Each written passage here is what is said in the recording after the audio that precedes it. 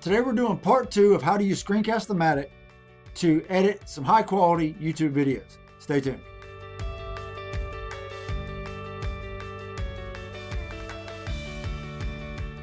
Hey guys, welcome back to Your Digital Mindset, the channel devoted to the online entrepreneur, their mindset, and especially their online business. Okay, I made a video the other day and I left out a few things that are kind of important on editing with Screencast-O-Matic. Now I'm going to point out, so let's say for example that we've already made our video. So we're going to go back in the back office back in your library and we're going to grab a video. Okay, let's say we're going to edit this video here. Now in the last video we talked about using FlickSpress to make intro videos. So we're going to just basically pick up where we left off last time. We've already made our video. We've already added our intro transition video. We've added text. We've added a couple things there. We've added an exit video. So today we're going to talk about a couple things like adding. And today we're going to act like we're going to add a few pieces of quality. We're going to jazz it up. We're going to jazz up our video. Okay. So let's say we're going to add some images. So let's overlay, because a lot of times you get confused between insert and overlay. Overlay, we're going to go up here to image. Okay. And then we got these are your most recent pictures, images here. And then you can of course go into your files on your computer and find something else. Let's just say I'm telling somebody to, like, comment, and subscribe. Grab that. You can resize it by grabbing the corners or the sides. You can move it around. Stick it up there. And you adjust the length of time you want it to show. And that's 12 seconds. Great. All right, so you got an image there. And let's say you wanted to add some music, because that's the two pieces I left off. I left off inserting images and I left off adding music.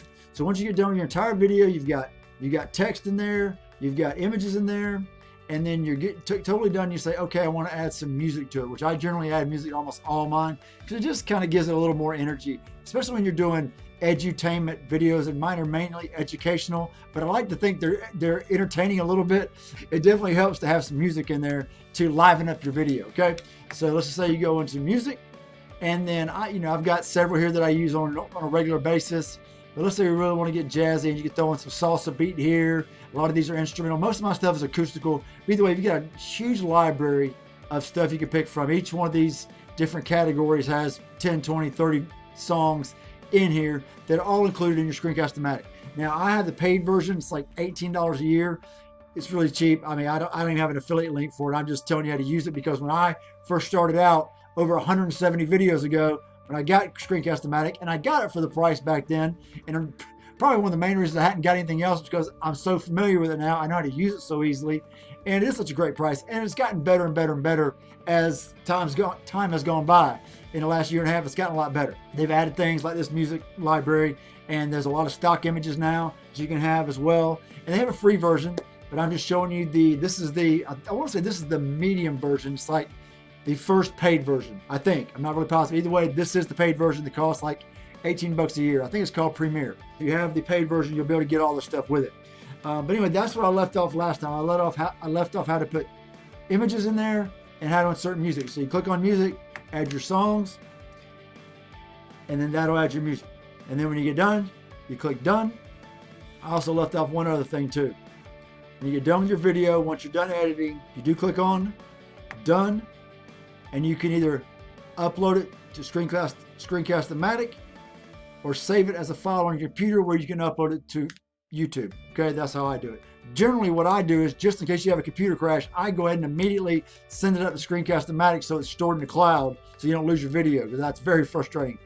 So I've had that happen before. So go ahead and send it. That's the way I do it. I would suggest you do it too, is when you save it, shoot it up to Screencast-O-Matic. Once it's done there, you can do it at the same time actually, is shoot it to Screencast-O-Matic and save it to your computer. But I like to just do them separately. But either way, you can do them both at the same time. But I suggest doing both eventually, whether you do it at the same time or back to back.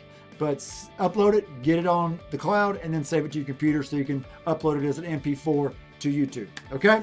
All right, guys, you got any questions, drop them below. If not, I'll see you in the next video. It's Chaz here with YourDigitalMindset.com. I definitely hope to see you on the inside. Thanks a lot.